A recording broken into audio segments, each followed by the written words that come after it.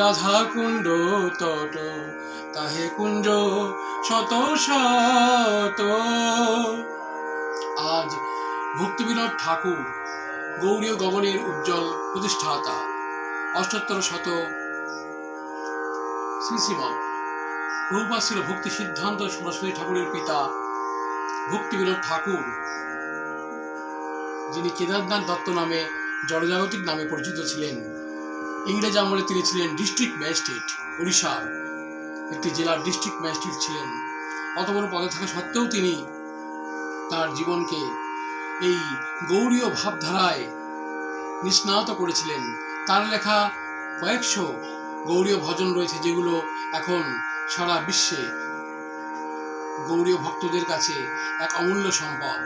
তো তারই আবির্ভাব তিথিতে আজকে এই গানের মাধ্যমে আমি তাকে শ্রদ্ধাঞ্জলি